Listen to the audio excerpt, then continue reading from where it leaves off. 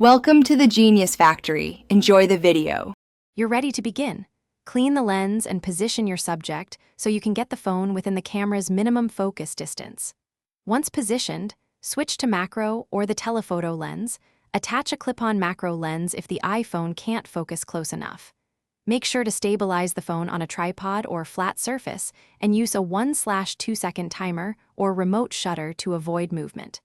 Finally, tap to set focus and lock AE/AF so exposure and focus don't shift when you recompose.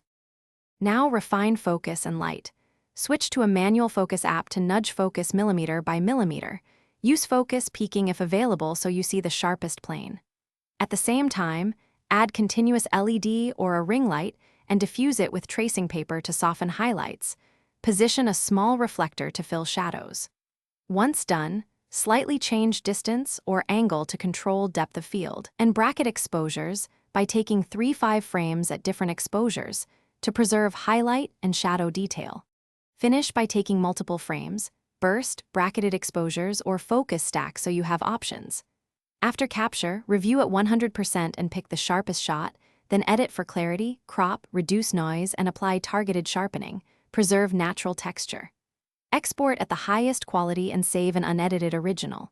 If you encounter autofocus hunting, move the phone slightly back to regain focus or switch to manual focus. Alternatively, add a little continuous light so the camera has contrast to lock on quickly.